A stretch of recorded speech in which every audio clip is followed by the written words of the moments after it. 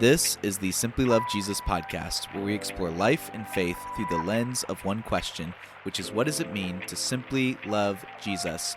My name is Caleb, and I'm so glad that you're here today. I'm joined with my friends Griffin, Micah, and Jacob. Hello. What's up? Yo. Yo. How's everyone's week? So far, so good. No complaints. Yeah, that's good. Well, we are here in another episode, another day. Not another nickel, because we don't get paid to do this. But You know what? If we got enough people to listen to this, we would get paid. Make it happen, folks. Make it happen. Yeah. You know how you can make that happen? You can share this episode with one friend, and you can give us a review so other people can discover it.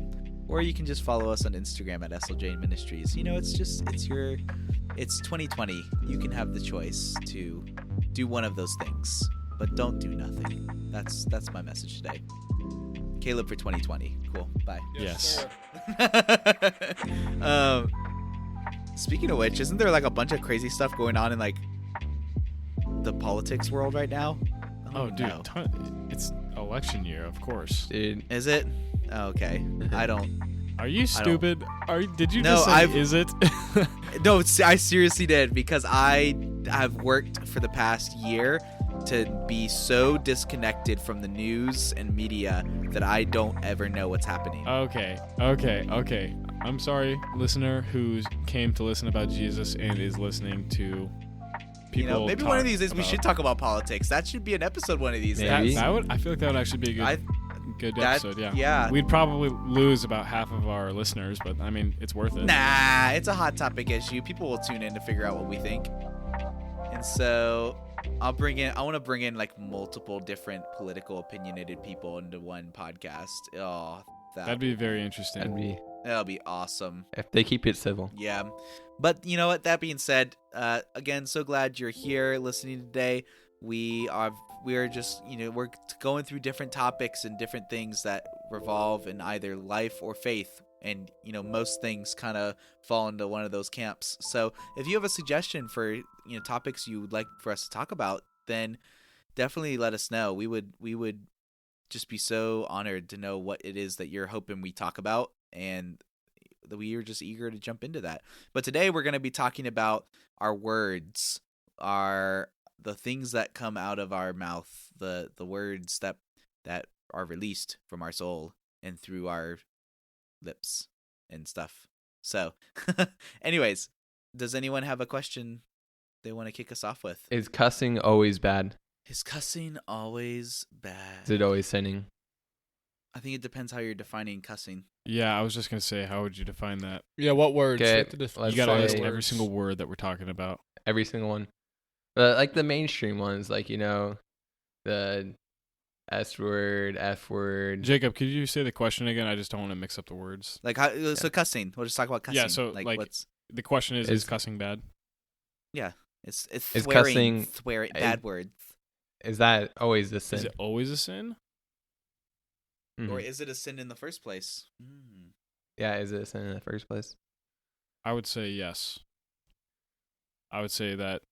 Yes, it's always bad, or yes, it's a sin in the first place. I'm trying to think of an example where cussing would just like not be bad. Not that it wouldn't be bad, but that it would be like enlightening or encouraging to someone, and I just can't think of a situation where that would be true. So, follow-up question, can you cuss to intensify a point? Like in a message, say someone's giving their testimony and they say, I went through some serious S word, and like that kind of grabs your attention a little more. You're like, oh, I'm listening now. Is that okay? Oh, shoot. Oh, gosh. Micah, what do you think, man? I'm very bipolar on this subject. And yeah, what I mean by that is I try not to cuss, like, ever.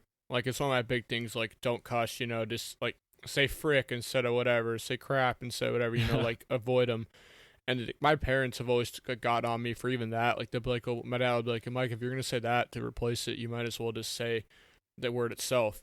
That's what he always says to me. And I'm like, well, I don't really want to say that. So I try not to cuss, but the reason I say I'm bipolar is because, like, I'll say I don't want to cuss, but then I'll go listen to a rap song in their car that has like 59 cuss words, and I'll like, you know what I mean? Like I know every word of the song. So like I'd say I listen to music that has a lot of like cussing and explicit stuff in it, but I try not to say it myself. So I'm kind of a hypocrite with that. So I mean, I don't really know. I think it's bad, but I still partake in it, kind of, if that makes any sense. Caleb, what do you think, man? Is cussing always bad? So here's the question you have to start with. What makes a bad word a bad word? Society? Yeah, Kind of chooses. I would say society. So it's defined by society. What makes a bad word a quote unquote a bad word? Biblically though, like what would make a bad word a quote unquote a bad word? And is there even scripture that says, do not? Is there even scripture that says do not cuss? There are, yeah. Well, I mean, it talks a lot about Which one? slander and stuff. Colossians 3:8 says, but you must rid yourselves of all things such as these: anger, rage, malice, slander, and filthy language from your lips. Okay. So how do they define filthy language? Because here's what I will say. There is nothing sinful about the word, like the B word or the S word. Like those are just, they're words. And what makes them a quote unquote a bad word is the intention that you're using it with those words. So this is why it makes no difference if you were to look at, like, so Jesus says in Matthew 5:22, he says, but I say, if you are even angry with someone, you are subject to judgment. If you call someone an idiot, you are in danger of being brought before the court. If you curse someone, you are in danger of the fires of hell. So it's the fact that, like, if I just look at someone and I can't say F you or whatever, but if I just look at them and say you're an idiot, I'm doing literally the same exact thing. Because what makes a bad word a quote unquote a bad word is the intention of your heart. So it's the intention of whether you say you call him a B word or whatever, but you just call him an idiot or you say you're stupid, you're still intending, your intention there is to degrade them and to drag them down. That's your intention either way. You're trying to demoralize them. So whatever words you're using, it doesn't matter so long as the intention is still there. So if I get mad at someone, I say you're an idiot, it's the same exact thing as calling them some other word. And like you said, the only reason that those words are considered bad words is because our society has made them bad words that you don't say. And they originated to become bad words because of the way that we use them. Yeah, I definitely agree with that.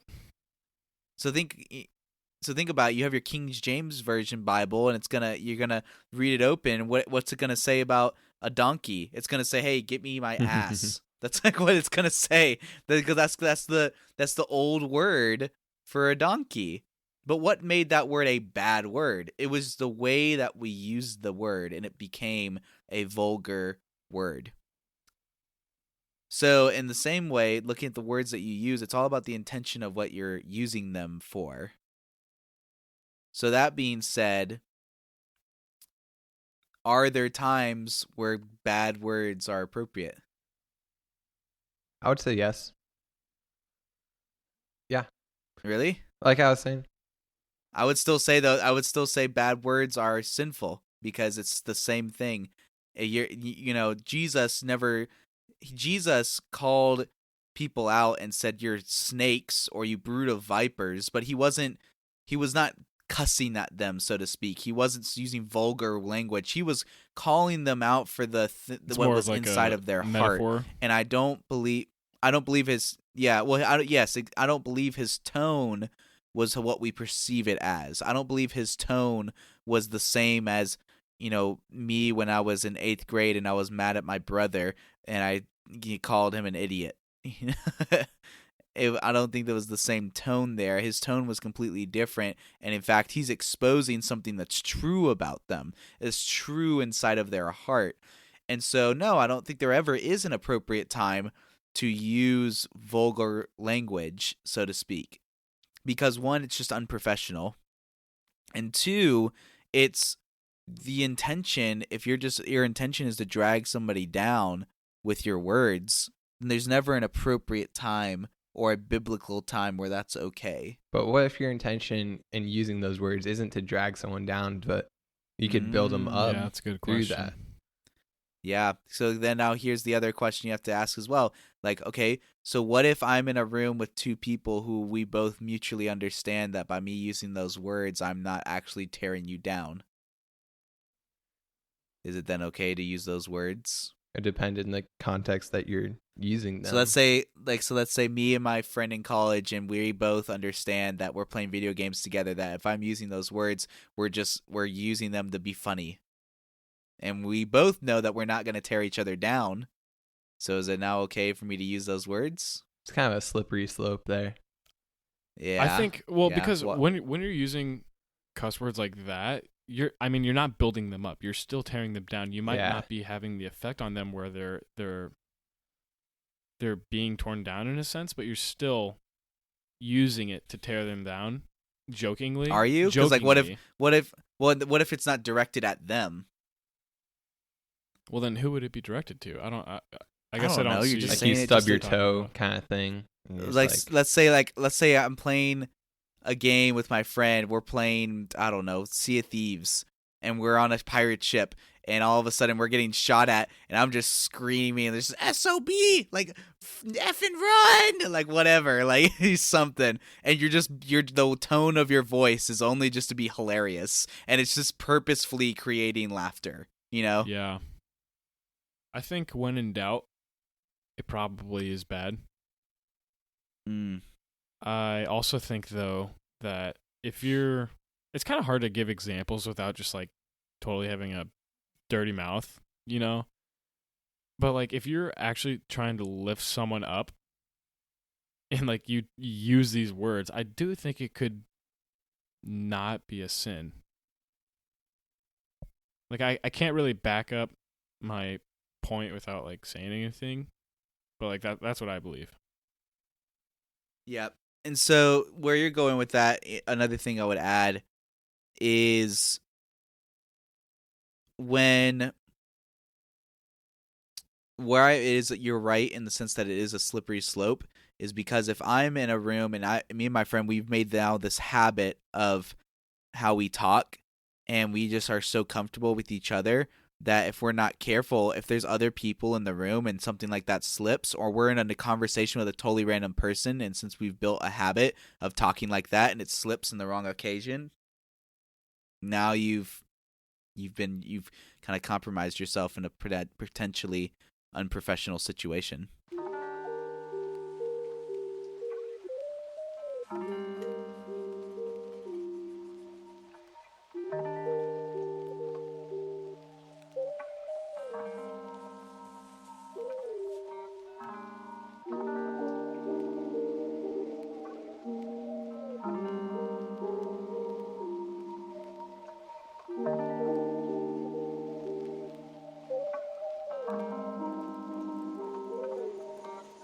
How does the Bible call us to live differently? And like in what way does the Bible shape I'm trying to say here? I'm like trying to think along the lines of how we're supposed to be different. What should it look like for a Christian to use their words differently than other people around the world? Like, what kind of example should we be giving? Like, we're called to be in the world, not of the world. And so we're called to be different. We're called to live completely differently. What does this look like for a person who loves Jesus to let their words reflect their relationship with God onto other people? Stuff like that. You know what I'm saying? I think one really important thing is, and you hear this a lot, like if you've been involved in school sports or stuff, or you're like wearing a jersey for your school, how your coaches might say like, hey, you are like the face of your school or something. I think in a way we as Christians are the face of Christianity, and how people see us are going to be the impression that they have on most Christians. So I think that the way that we act to them would probably be a general view of Christianity. Does that make sense? Yeah, it's like the old cliche where you may be the only Bible someone reads. Here, put that thought on pause real quick. I just got a message from one of our fellow disciples. They just sent me a text message and said, "Hey, I know it's late, but I really need people to pray right now for one of my really good guy friends. He's been in her life for a good while, but he's being accused of something that he didn't do, and they don't know what's going on, but right now their friend is they're needing some prayer." And so she has a friend, it's a guy friend, who's being accused of something he didn't do. I don't know all the details about it, but just asked if we could pray for them. Let's do it. This is perfect timing. Yeah, anyone wanna kick us off in prayer? I can. Yeah, go for it, Micah.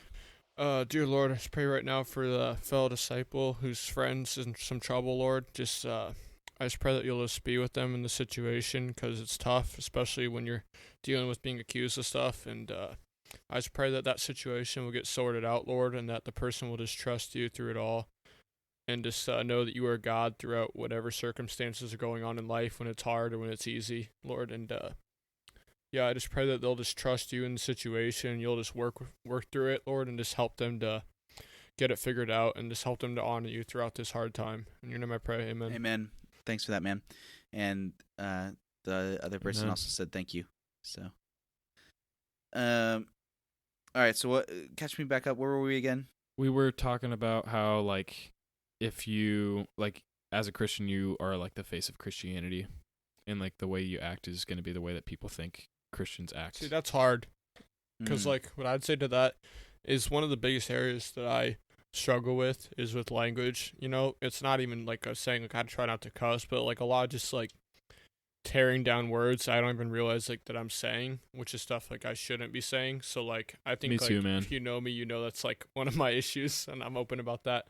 So like it's obviously something I have to work at every day, because like it comes out even whether if I don't want it to or if I do. So it's just something you got to watch. Like for me, I just try to think about, like, before I say it, like, is this going to be beneficial to the person, or is it just going to tear him down and lead him further from Christ? So you really just got to run that through your mind. And if you pass a test where it's like, I think this is uplifting to them, then obviously say it. But like, even if you have like the slightest like hesitation, like, I don't think this is going to be good for them to hear, or like this is not helpful at all to the situation, just don't say it. It's hard, but like it's definitely worth it, because you don't want to be like a roadblock in someone's path to God, whether they're a Christian or not. You don't want to just, you know what I mean?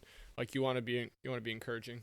Yeah, it's so easy to just, you know, blurt something out that would just tear somebody down. It seems like it's a lot easier to tear someone down than it is to build someone up.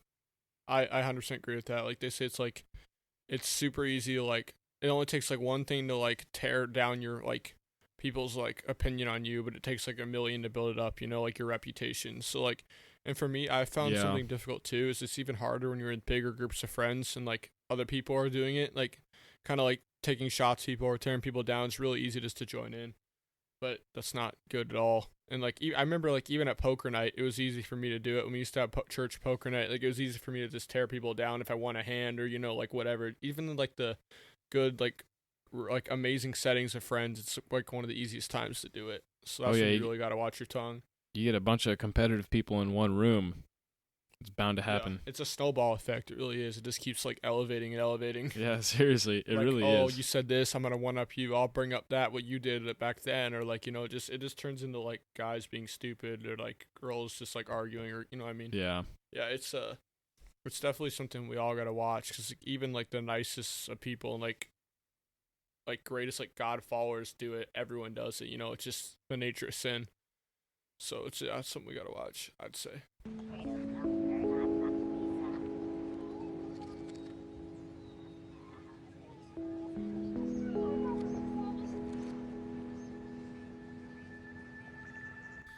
So, how does Simply Love Jesus inform and even encourage us and guide us to let everything that comes from our mouth glorify God?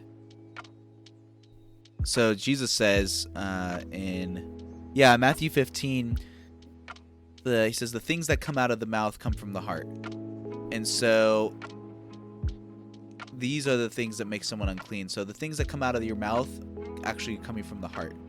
And so if you want the right things to come out of your mouth, you have to go where it starts. Starts from the house. I can't English. It starts from the heart.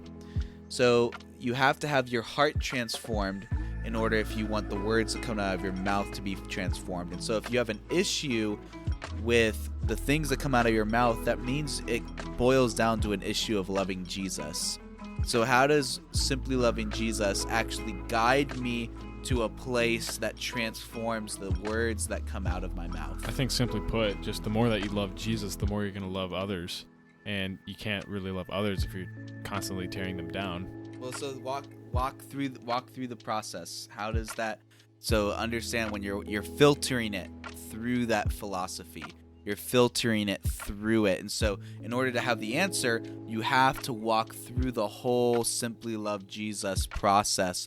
And then in the midst of that, you should be able to catch where your words interjects in the midst of that. I think you find the answer to that question in the second step to simply love Jesus, which is the know part, which is looking through the Bible and seeing who Jesus really was and what he really loved and what he hated and what he did, and just seeing how he talked to the people that he loved. And then our job as simply loving Jesus would just be to what's the word I'm trying to find? Imitate his practices of loving others with his speech. So we'll take it back a notch a little bit and talk about, okay, so where does simply loving Jesus start? Asking the question, what does it mean to simply love Jesus? Okay, and so what is that supposed to do? Bring you to the realization that Jesus simply loves you. Yeah, and so reflecting on that, it's going to bring you back to the gospel. It's going to bring you back to what he's done for you, how he's died for you, his love for you, all of those things. Understands that Jesus simply loves you. And so when you understand that, the more that you meditate on that, what is it supposed to do to you? How is it supposed to work in you? I mean, the only thing I can think of, I'm definitely thinking of the wrong thing, but it just makes me more knowledgeable about what he loved and what he hated and who he loved. Yeah, well, it draws you to want to what? To be more like Jesus, to love more like Jesus. To want to know more. There you go. To know who he is. So it's going to draw you to know who he is as a person, to know what he likes and know what he loves. So that's going to drive you to seeking him, reading his word, praying to him. And then the more that you're doing that and you're just seeking to understand who he is, then what is that going to do to your heart? It makes your heart and his heart closer, which means your heart is going to reflect his heart, right? Yeah. How does your that interests become more aligned with his? And so that's going to shape naturally how you treat the people around you. Why? Because that's exactly what Jesus did. Well, the more you love Jesus, the more your love is for other people. Yes, the closer I am to God, the greater my love for people will be. And the reason for that is because then you're going to start seeing people the way Jesus sees people. So it's not just imitating what he did and thinking to yourself, what would Jesus do in this moment? It's no, you're already, by just asking that question and having to think to yourself that way, you've already almost started off on the wrong foot, because you have to have a heart that longs to know who he is. And then by seeking him, you're going to become him. You're going to become, your hearts and your values are going to share his heart, his values. You're going to start seeing things the way he sees things. You're going to see people the way he sees people. And once you start seeing people the way he sees people, it will change how you talk to them.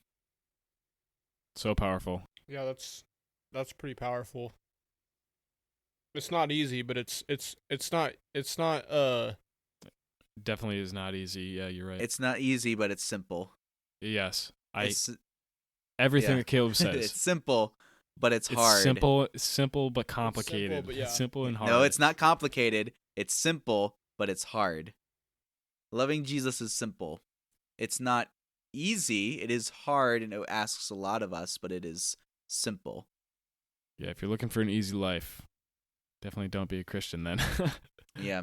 But the bright side of that, when you look at it that way, the bright side of it is what comes out of your mouth will truly be a reflection of your heart. You have to have a complete heart change. So you have to, that's what's going to happen when you start seeing people differently, when you're loving God and it shapes the way that you see people. Now the way that you talk to them will be filtered by what's already in your heart, because you'll already have a heart that longs for what? What will it long for? People. Yeah. Your what is it gonna, when your heart has been transformed and you see people the way Jesus sees people? What should your heart be longing for? You long for people, but like, describe what Purpose. you should. Well, yeah, purpose, but like, what you be when you're looking at people? Describe what you should be longing for? Like, when you see those people, what should it be you should be longing for in your heart? What should those desires even look like? It's the desire, like your hopes for how you interact for them or whatever. Like, describe what you should be longing for. The hope that they would see what you see, in that Jesus simply loves them as well. Mm-hmm. Or like a relationship with them or something. Yeah, I mean, a relationship. I mean, when I see people the way Jesus sees people, when I go into a room filled with strangers and I don't know anyone, I'm so excited. Why? Because I see all of those people the way Jesus sees all of those people, my heart's longing is to encourage them, to uplift them, to have conversations that would stir up laughter and smiling, and the kind of conversations that would grow us closer together. It longs for those interactions, and because that's already in my heart, because it's been transformed by the Spirit of God. And so because of that, the way that I'm going to talk to them is out of those desires. It's this longing to know who you are, to encourage you, to lift you up, to be a positive impact, to be a light in your life.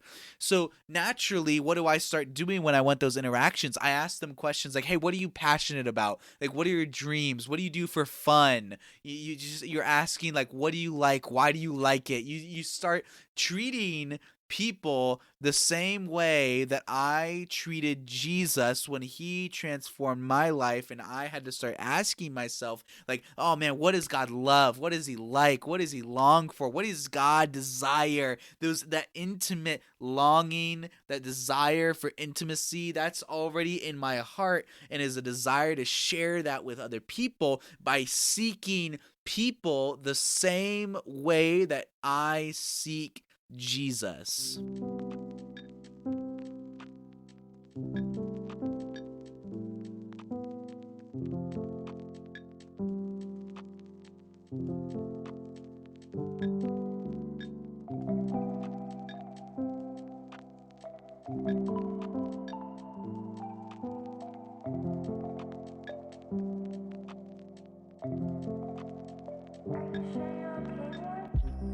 Thanks for coming to my TED Talk. Mic drop. I'm glad to listen to that. I love how you can just you can change, well, not change it, but you can bend the simply love Jesus concept so much to like any situation, because it's just like so engraved in your heart. Yeah, that's what it's supposed to do for everyone. Every situation, that whole process should be bended and well, not bended, but filtered. That's the word that I use. Filtered. It's filtered through this. And so in any situation, anything's a variable, and you just plug. It's like, oh gosh, it's math. Ugh. Okay, I hated math growing up, and my dad said you use math for everything, and now here we are, full circle in my life, and I'm now about He's to use right. math. Okay, it's a variable. It's the simply love Jesus is the equation, and you just take a variable, like the A, B, whatever, it's a variable, and you take anything, you plug it in there, and you just plug in the equation. Gosh, I'm so mad at myself right now that I just used that illustration. That's your pride, man. That's just your pride talking. Yeah, it is. I don't don't like math. Or that your dad's right. I hope that my dad never hears this podcast. But yeah, no, that's what it's supposed to do for everything, man. Every situation. Whenever I ask, how does Simply Love Jesus speak into this? That's what I'm looking for, is for people to start taking that process. They shape it around it, and they mold it into it, and they see how it informs how I address the situation. So, yeah. But anyways, we're so glad that you decided to tune into this episode today. We really hope that was something that we talked about was just thought-provoking for you or encouraging. And if you love the music that we use, there's this amazing publisher. They're named Chill Hop Music, and the Chill Hop, they are great. They bring us so much music, and all they ask is that we give credit to those who are played in the song, and you can use them for studying or for concentrating. I use them all the time. It's great. But this episode, we were using Ward Wills, and he came out with a new album that just dropped this past week, and it's called When to Say Goodbye. So all the music that we're using comes from that album, and so yeah, really grateful for that. And again, if you use iTunes, give us a review. If you use any other platform, if you would please just share this episode with one person, and follow us on Instagram, or follow us on Facebook or Twitter, or just let us know what social media app you use. We want to meet you where you're at, and give us suggestions. Give us suggestions. Do you use TikTok? Do I need to jump back on there and put our podcast on? No. Okay. Oh my hey, gosh. man, I got a big following on there. It's fun. So if only they'd all follow me. I don't know if that's something you should be proud of, man. You got a bunch of 4-year-olds following you. Hey, it's okay. Influence them for Jesus, So, well, let us know how we can pray for you. We're so grateful for you, and yeah. Facts. See you later. Big facts. Yeah.